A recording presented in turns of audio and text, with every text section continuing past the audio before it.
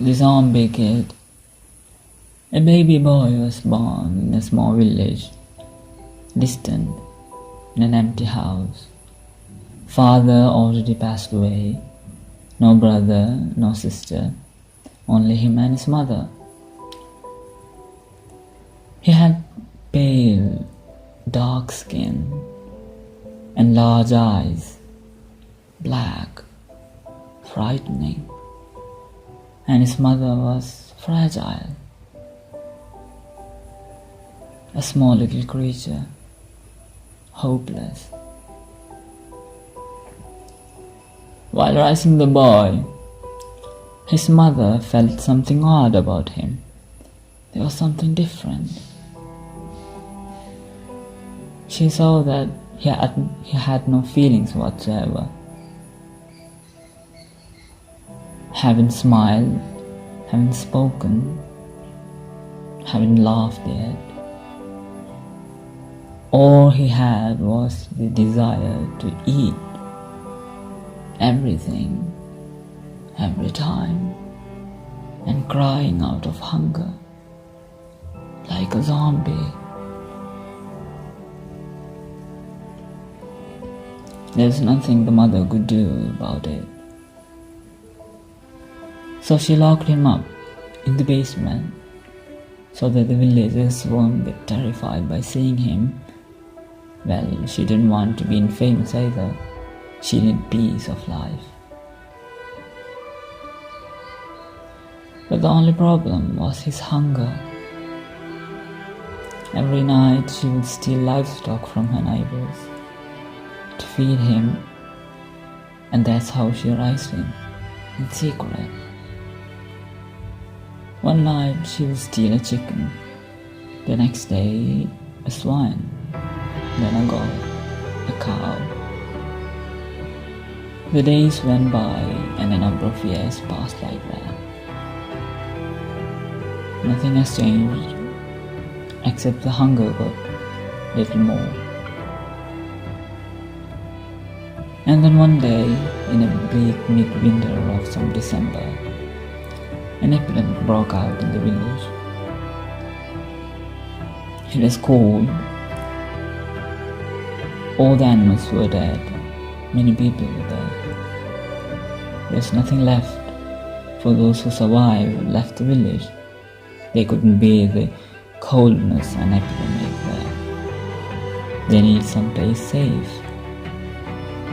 And there was our mother. She couldn't leave with her son because there was no place he could go with him to be safe. And she couldn't leave her son all alone there either. The boy started crying again of hunger. The house was empty of food, and the ground had nothing but snowflakes and cold. The mother was hopeless, helpless, and the boy started screaming. She went to the kitchen, took out a knife, closed her eyes and cut off one of her legs. She had no choice. She wasn't scared, she wasn't frightened or pitiful. All she had was love. And that's the point of love. There's only sacrifices in it. No demands, no expecting something in return for exchange. Just giving away. She gave her leg to her son. He ate it. He didn't know what was that. He was a slave of hunger, blinded with food. After that, he started crying again. So he cut off her other leg too, and the arms. And she gave all her limbs to him. and he started crying again of hunger. He was too helpless, and there was nothing left of her, just a trunk, a piece of body, just breathing and feeling pain. When he started crying, she embraced her son for the last time to let him devour what was left of her,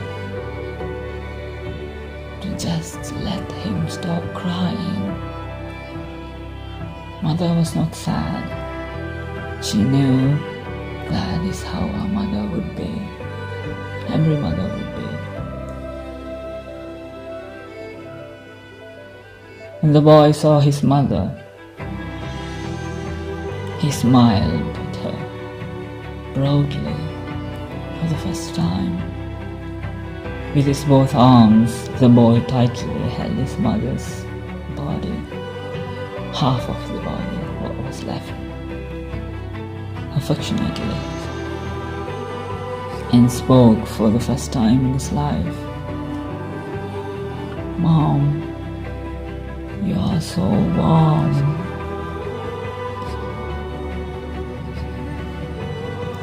The mother was heartbroken.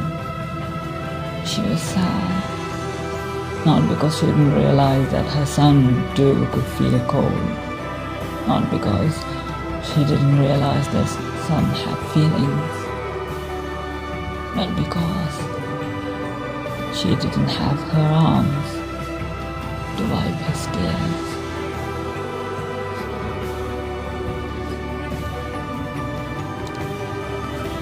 So the question is, what did the boy really want?